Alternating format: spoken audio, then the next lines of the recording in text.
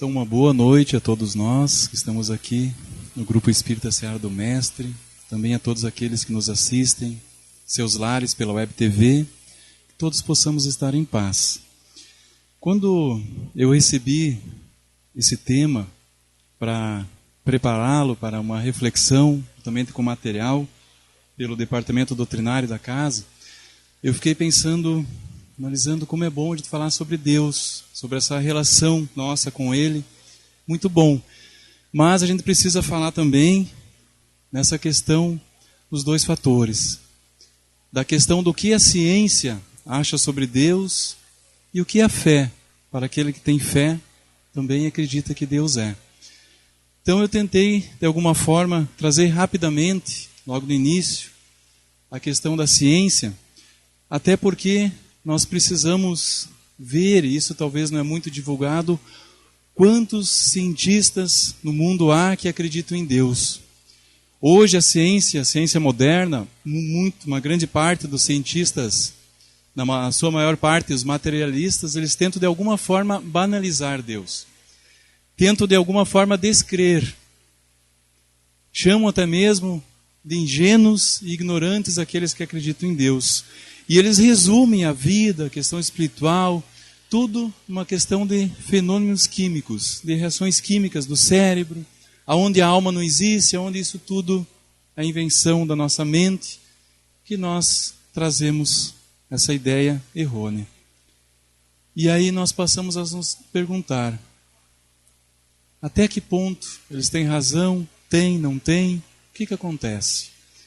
Só que daí, estudando e vendo tantos casos que acontecem, onde eles ficam atônitos, sem saber as respostas, se embaralham, não conseguem explicar, uma questão lógica, coerente, lançam muitas vezes certas questões, porque não conseguem explicar certos casos, onde pacientes já tidos como mortos, sem resposta cerebral, muitas vezes retornam nas experiências de quase morte, relatando situações vividas e ocorridas, aonde eles conseguem simplesmente provar que há uma percepção extracerebral, sem a necessidade naquele momento do cérebro estar ativo.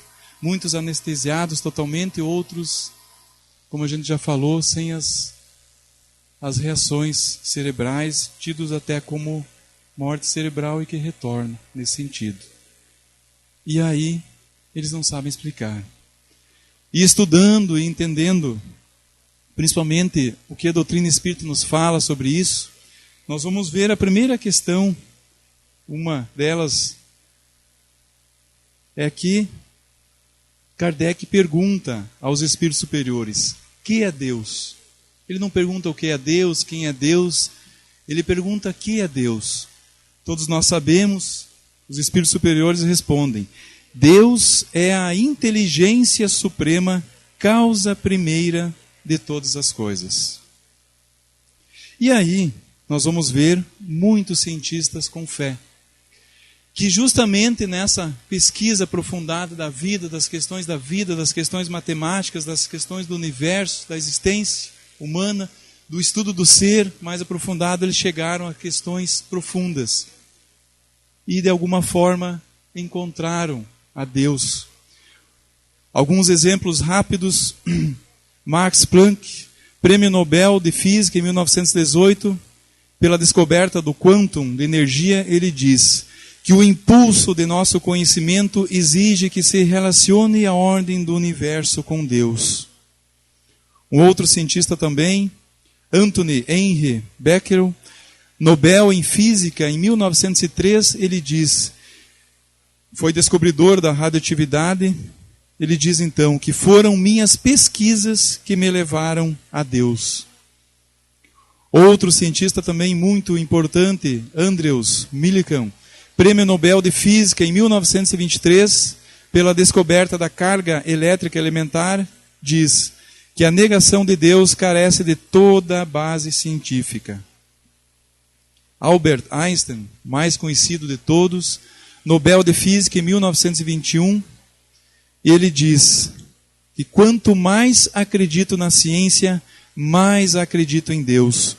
O universo é inexplicável sem Deus.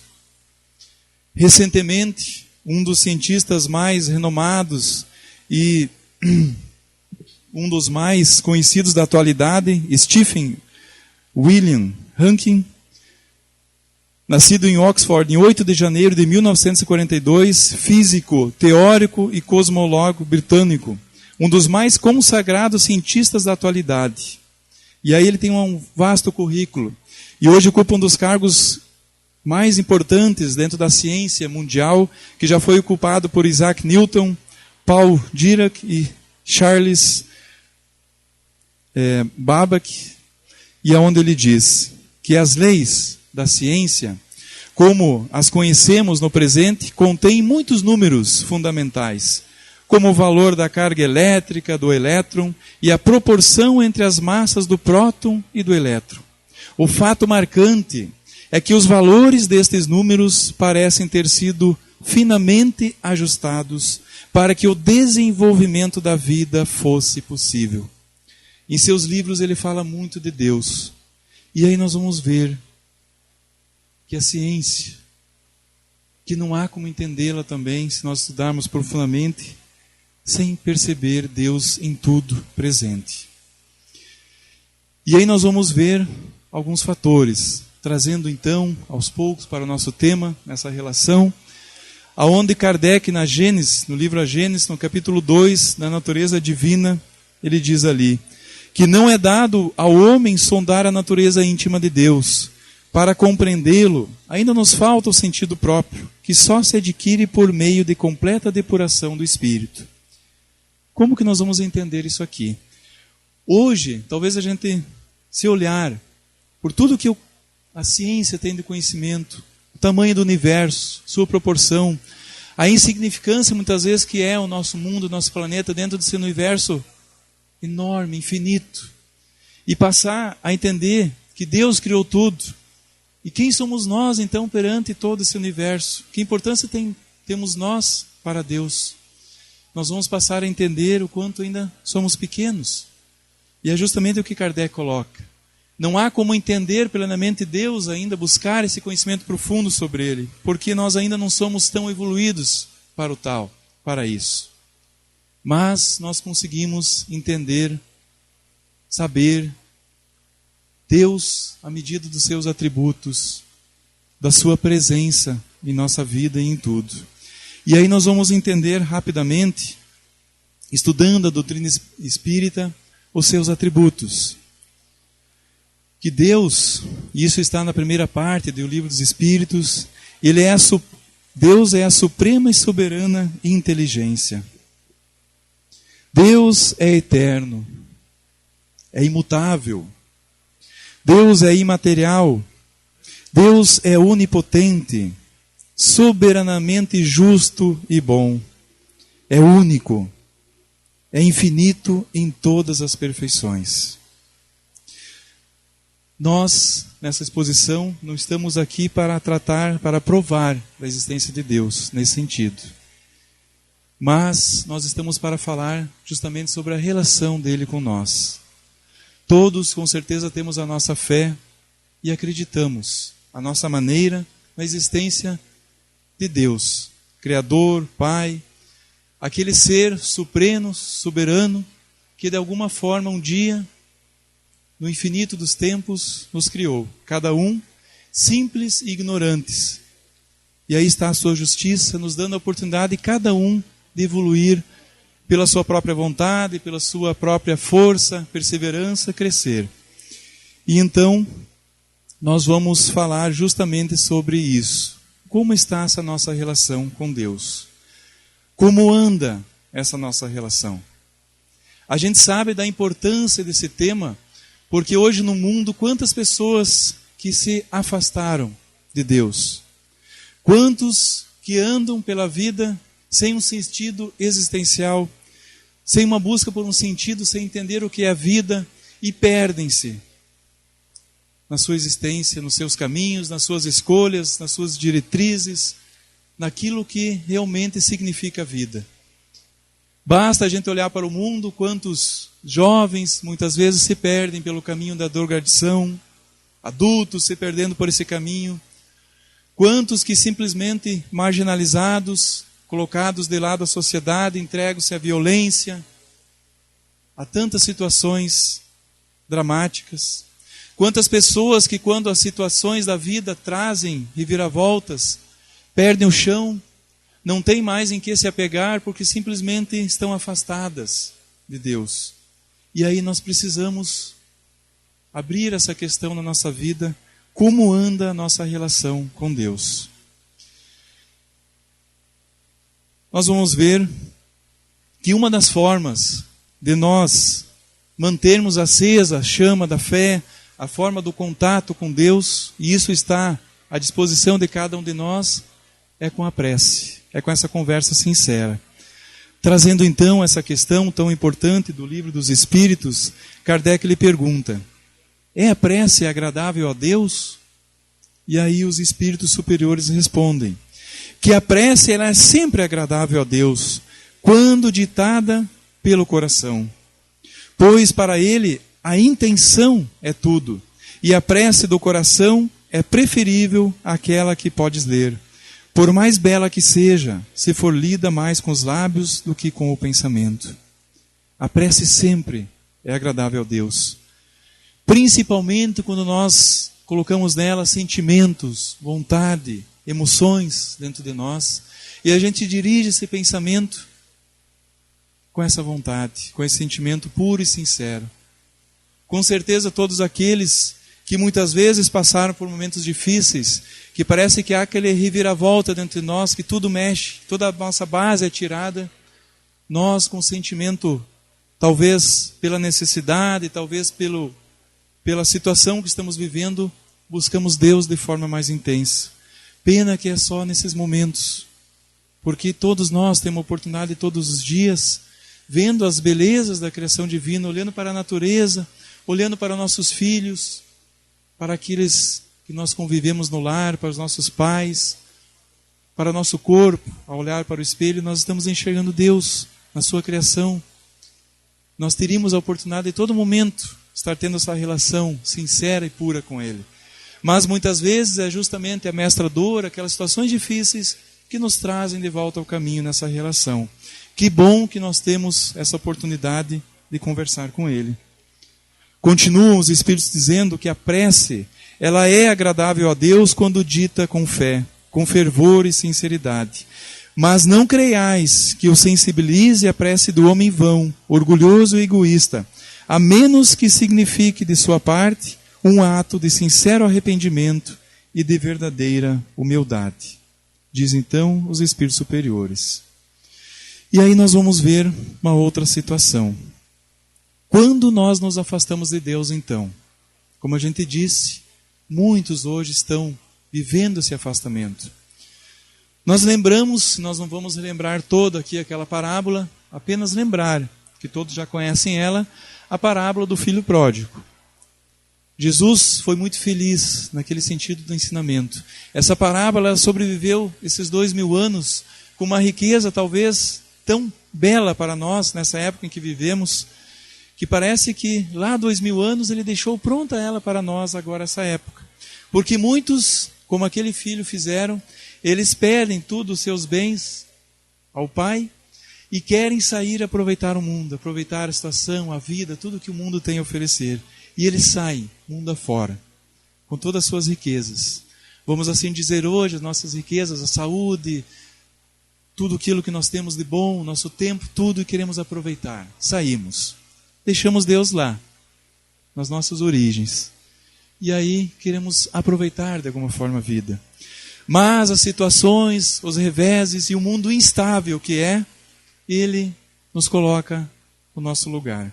Porque quem lembra da história, da parábola de Jesus, aquele filho, ele chega numa situação que ele havia gasto todas as suas riquezas, todos os seus recursos que ele havia ganhado do pai. E aí, estando lá naquela situação, alimentando os porcos, porque foi o único emprego que ele conseguiu naquele país estranho e longínquo da sua terra natal, o único trabalho para não passar fome é alimentar porcos. E a sua situação estava tão difícil naquele momento que ele tinha inveja daqueles porcos, porque ele desejava aquela comida que estava sendo dada a eles. Então ele cai em si, a ficha cai. Ele desperta e diz: meu Deus, o que eu estou fazendo aqui? Tendo um pai rico, amoroso, bom, que me ama lá, e eu abandonei tudo e estou nessa situação. Vou voltar. E aí ocorre o retorno.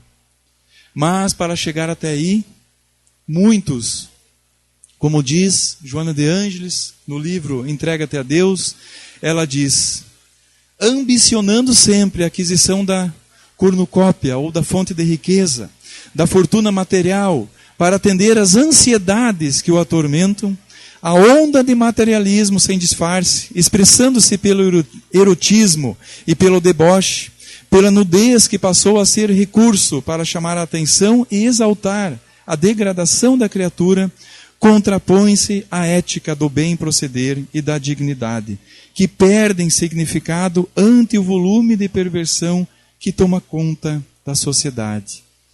Continua ela dizendo, para fechar o pensamento, que nada obstante, todos esses que assim se comportam não conseguem evadir-se, fugir dos conflitos internos que os atormentam e disfarçam, consumindo-lhes as energias e empurrando-os para os anestésicos do alcoolismo, da drogadição, do sexo sem significado.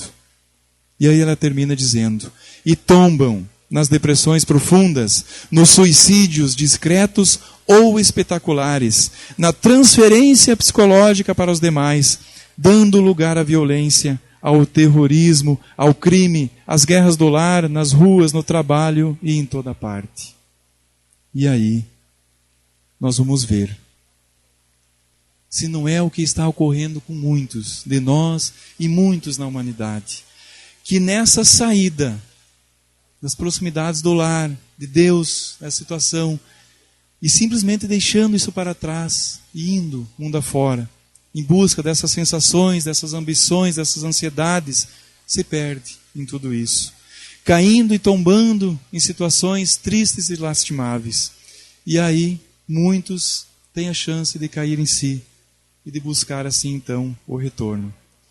E então, nós vamos ver que Deus sempre estará como aquele pai nos esperando de braços abertos.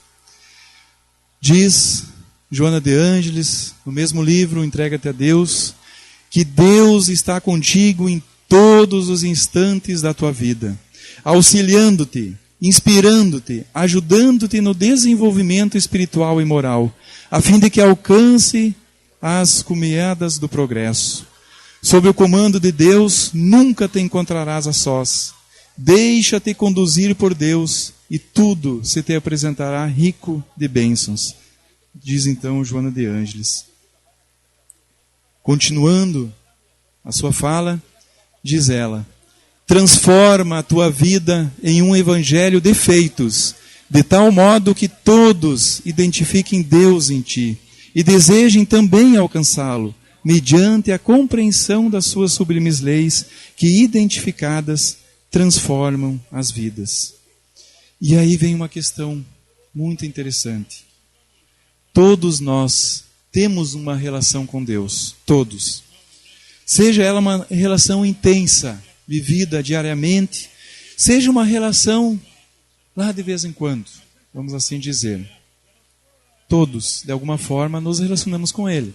Mesmo talvez aquele ser mais materialista, que não acredita em Deus. E isso talvez seja uma certeza, talvez seja apenas uma colocação irônica, mas se ele estiver num avião, que ele sabe que está caindo o avião, ele vai pedir ajuda a Deus. Então em algum momento a gente vai ter uma relação com Ele. E nós precisamos alimentar essa relação. Como que nós vamos alimentar ela? Eu vou trazer alguns exemplos para a gente meditar sobre isso. A história dessa senhora, muito pouco conhecida, ficou conhecida há mais ou menos cerca de uma década, mas é muito linda. Irena Sendler, uma polonesa chamada de mãe das crianças do Holocausto. Por que a sua história é tão bonita? Porque ela era uma pessoa comum como qualquer um de nós. O que ela fez? Vamos apenas ler rapidamente aonde que ela viveu. Ela nasceu numa cidade polonesa, não vou me arriscar a ler o nome, ele está escrito ali, porque é um nome muito difícil. 15 de fevereiro de 1910, desencarnou em 2008, no dia 12 de maio. Foi conhecida também como o anjo do gueto de Varsóvia, na Polônia. Foi uma ativista católica dos direitos humanos durante a Segunda Guerra Mundial, tendo contribuído para salvar mais de 2.500 vidas de crianças, ao conseguir que várias famílias cristãs, no caso, escondessem filhos de judeus no seio do seu lar e ao levar alimentos, roupas e medicamentos às pessoas barricadas nesse gueto. O que é a história dela? É impressionante. Essa mulher, essa jovem, ela se sentiu sensibilizada. Era uma enfermeira no hospital de Varsóvia. Em 1939, quando as tropas nazistas chegaram na Polônia, cercaram e dominaram o país, eles criaram uma vila, um lugar, um gueto, para reunir todos os judeus ali. Até que mais tarde, com certeza, pelos planos dele, fossem então construídos ali, no caso, os campos de concentração. Mas até então eles reuniram todos os judeus nessa vila. E a situação ali vivida era desumana, muito desumana. Alimento não tinha, doença, água, remédios, tudo era necessidade. O desespero, a falta de fé daquelas pessoas que já previam o que queria acontecer com elas. E ela então consegue uma autorização para trabalhar juntamente com outros enfermeiros e médicos e entrar naquele gueto, ajudar aquelas pessoas. Então ela levava remédio, ela ajudava. E percebendo, porque ela era de fora daquela situação, era uma polonesa, não era então, até então, uma prisioneira, ela fica sabendo dos planos, que todos seriam exterminados, que essa era a ideia. E ela tenta de alguma forma salvar. Como não tinha como salvar os adultos, que não tinha como retirá-los, ela consegue de todas as formas começar a tirar crianças. Então ela trazia nos seus carrinhos, onde ela carregava os remédios, as ferramentas, seus apetrechos, muitas vezes sacos de lixo, onde ela trazia cheio dentro com uma criança ou duas, por aprovação da família, buscando pelo menos salvar aquelas vidas. Quando começou a dar um surto de tifo, ela dava jeito de trazer nas ambulâncias, atestando que aquelas crianças estavam com tifo, retirando elas dali. E encaminhando todas as famílias polonesas que abrigavam aquelas crianças. Cada uma delas tinha uma identificação, ela guardava e colocava num vidrinho, numa jarra, enterrado no seu jardim para que não fosse achado. Porque era do intuito dela de mais tarde procurar os pais, quando tudo acabasse, aqueles que houvessem sobrevivido e devolver-lhes as crianças. E nesse tempo, até 1943, ela consegue de todas as formas retirar com a ajuda 2.500 crianças. Essa mulher foi descoberta pela polícia alemã. Eles aprendem, quebram, numa sessão de tortura, seus 2 pés. Posteriormente, as suas 2 pernas, para que ela entregasse aonde havia levado as crianças, o que ela havia feito. Ela não entrega. E então, encaminhada à execução, amigos se movimentam, médicos e todos, e conseguem, de alguma forma, subornar a polícia, alguns, e eles forjam a sua morte e mandam que ela corra e fuja e se esconda. Ela vai, se esconde, sobre outra identidade e continua a ajudar. Ela foi indicada mais tarde, antes de vir a desencarnar, ao Prêmio Nobel da Paz. Naquele ano ela não conseguiu, logo após, algum tempo, alguns meses depois, ela desencarna, mas a sua história ficou apenas agora conhecida. Uma história muito linda, uma história verdadeira, que nos coloca a pensar que cada um de nós, diante de situações da vida, temos como fazer algo. E buscando então situações que realmente, cotidianas, que nós podemos fazer algo, eu comecei a juntar algumas histórias de pessoas como nós, conhecidas. Para que não fossem pessoas que ficassem realmente histórias marcadas no mundo, comecei a buscar histórias de pessoas conhecidas do meu meio, hoje, atual, dessa época de poucos dias. E encontrei histórias lindas, muito lindas. Do quanto Deus, quando Ele está aqui dentro, do quanto a pessoa consegue fazer um bem. Conheci pessoas que me relataram que trabalham em orfanatos aqui na cidade e que trabalham com amor e um carinho, com uma dedicação muito grande. Aquelas crianças que chegam em situações muitas vezes deploráveis, muitas vezes marcadas por queima de cigarros, por abusos graves, por abandono, por situações onde os pais se envolveram e que chegam ali muito fragilizadas. Aquelas mães adotam ao coração e dedicam todo o seu tempo, o seu amor, muitas vezes hora extra, sacrificando a família para buscar ajudar essas crianças. Outros, por exemplo, o caso de uma amiga, que ela se dedica a cuidar de animais abandonados.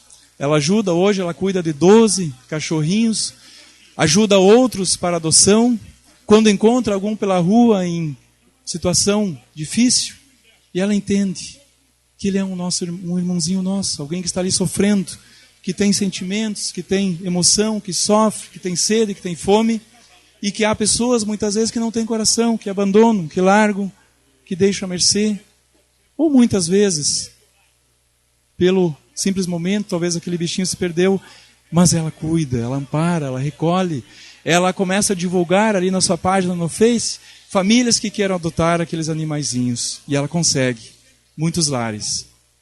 Uma outra história muito linda também, de uma outra amiga minha, dias atrás, ela relatando, no Face também, no Facebook, hoje é um meio que a gente consegue muitas vezes relatos, depoimentos, e aí eu fui buscar pessoalmente esse contato com ela, muito linda a sua história. Uma pessoa comum como nós, mora em Porto Alegre, mora próximo a um shopping, na esquina de um shopping, e ela indo a pé para o shopping, chegou numa tarde muito quente, de 43 graus, que marcava a temperatura lá, e ela vê também parada à porta do shopping, se escondendo numa pequena sombrinha para não queimar as patinhas, um animalzinho muito judiado, um cachorrinho. Estava naquele momento, muito malzinho, as patinhas vermelhinhas, língua de fora, as pessoas enxotando ele e ele ali. Ela não tinha o que fazer. Ela disse, meu Deus, eu moro num apartamento pequenininho, o que eu vou fazer? Não tem como recolhê-lo. Ele está ali com fome. Correu para dentro do mercado shopping, comprou uma embalagem, uma garrafinha de água, um pouquinho de alimento, voltou lá estava ele ainda, alimentou ele. Uma pequena atitude bela. Outra história, muito marcante também, de pessoas simples.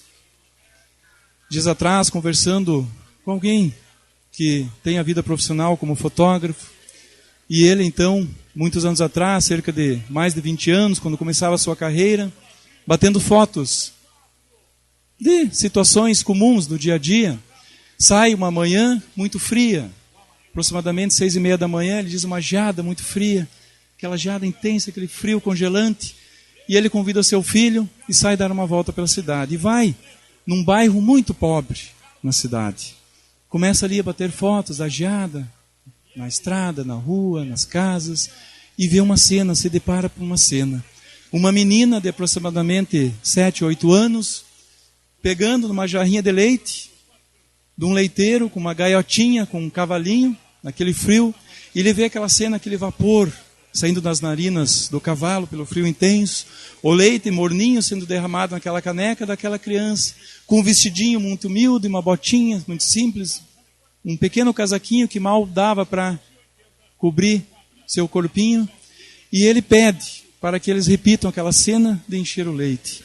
E então ele bate 2 ou 3 fotos, vai embora, revela os filmes, não acha mais ninguém para entregar, não localizou mais, guardou as fotos. E ele diz que ele guarda muitas fotos em uma caixa. Muitas fotos, porque muitas vezes os clientes vêm, pedem, não levam todas, não escolhem, e ele não bota nenhuma fora. Mas como elas estavam muito acumuladas, tomando já muito espaço, ele resolve pedir para suas funcionárias fazer uma limpeza na loja. E então elas começam a selecionar uma pilha de fotos. Algumas olham, rasgam, outras separam e vão selecionando. De repente, numa daquelas situações, vem uma das suas funcionárias chorando com uma foto na mão. Todos correm e perguntam o que foi, o que houve. Ele também vem ao encontro dela, pelo seu estado emocional que ela estava, muito emocionada. E ela diz, meu Deus, sou eu nessa foto? 22 anos depois, ela diz, eu estava buscando leite naquela manhã para os meus irmãozinhos de 3 anos e um de 5 aninhos. Nós éramos muito pobres, não tínhamos recursos, e eu nunca tive uma foto de infância. E hoje eu tenho uma foto minha, olha só, sou eu nesse vestidinho. Era o meu vestido preferido, que eu adorava. E agora eu tenho como mostrar para minhas filhas como eu era, como elas são parecidas comigo. E ele pensa nesse momento, os caminhos de Deus como são. 22 anos após, a dona da foto reencontra aquela imagem. Nós, muitas vezes, podemos fazer grandes feitos na nossa vida quando trazemos dentro de nós Deus. Não precisa ser nenhum missionário da humanidade para fazer grandes feitos. Que bom que nós os temos, mas cada um de nós pode fazê-lo a todo momento, a todo instante. Nós temos hoje nas mãos a oportunidade de ter essa doutrina luz que tanto nos ajuda. E muitos ainda não despertamos para as profundas mudanças. Porque Deus, quando começa a entrar, quando nós começamos a senti-lo dentro de nós, essas mudanças vão ocorrer. E a gente precisa buscar isso.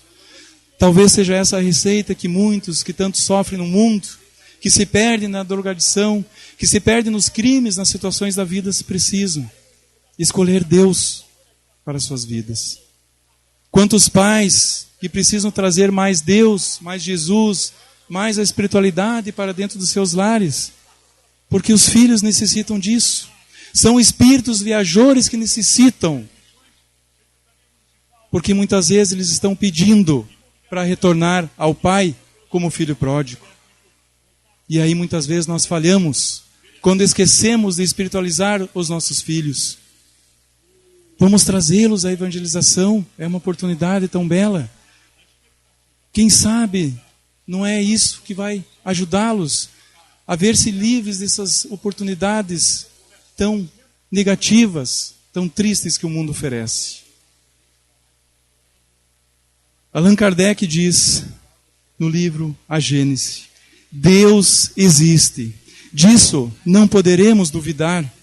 É infinitamente justo e bom. Essa é a sua essência.